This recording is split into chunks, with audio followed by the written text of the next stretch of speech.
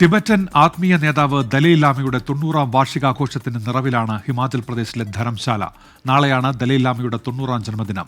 നാളെ നടക്കുന്ന പിറന്നാൾ ആഘോഷങ്ങളിൽ പങ്കെടുക്കാൻ ലോകത്തിന്റെ വിവിധ ഭാഗങ്ങളിൽ നിന്നുള്ള ബുദ്ധമത വിശ്വാസികൾ ധരംശാലയിൽ എത്തിച്ചേർന്നിട്ടുണ്ട്.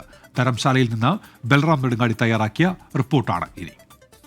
ഞാനിപ്പോൾ ഉള്ളത് ഹിമാചൽ പ്രദേശിലെ ധരംശാലയിലെ മക്ലിയോഡ് ഗഞ്ചിലെ ദലൈലാമ ക്ഷേത്രത്തിന്റെ പ്രവേശന കവാടത്തിലാണ്. നാളെയാണ് ദലൈലാമയുടെ 90-ാം ജന്മദിന ആഘോഷം നടക്കുന്നത്. അതിൽ പങ്കെടുക്കുന്നതിനായി ലോകത്തിന്റെ വിവിധ ഭാഗങ്ങളിൽ നിന്നുള്ള ബുദ്ധമത വിശ്വാസികൾ, വിവിധ ധാരകളിൽപ്പെട്ട ബുദ്ധമത സന്യാസികൾ ഉൾപ്പെടെയുള്ളവർ എത്തിച്ചേർന്നിരിക്കുന്നു. വലിയ ആഘോഷ പരിപാടികളാണ് ദലൈലാമയുടെ 90-ാം ജന്മദിനത്തോട് അനുബന്ധിച്ച് ഇവിടെ നടന്നു വരുന്നത്.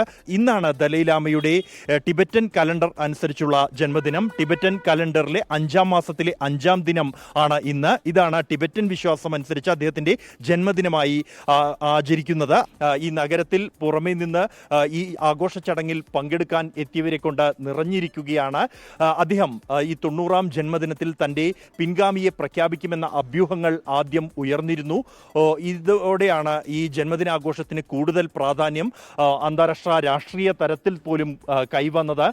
അതേസമയം 2 ദിവസം മുമ്പ് തൻ്റെ സമൂഹമാധ്യമ അക്കൗണ്ടിലൂടെ അദ്ദേഹം തന്നെ 2011 എടുത്ത തീരുമാനം പങ്കുവച്ചു. അതനുസരിച്ച് ഉടൻ ഇത്തരത്തിൽ പിൻഗാമിയെ പ്രഖ്യാപിക്കില്ല, മറിച്ച് പരമ്പരാഗത രീതി അനുസരിച്ച് മാത്രമായിരിക്കും ഇത്തരത്തിൽ തൻ്റെ പിൻഗാമിയെ തിരഞ്ഞെടുക്കുക എന്നാണ് അദ്ദേഹം വ്യക്തമാക്കിയത്.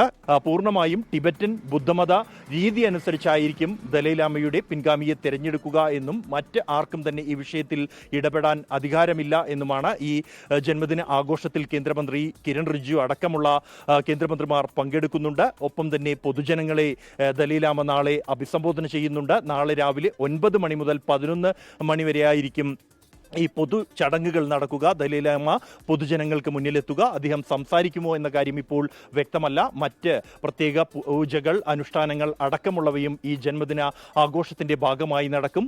പൂർണ്ണമായും ആഘോഷത്തിന്റെ നിറവിലാണ് ഇപ്പോൾ ധരംശാല നഗരം.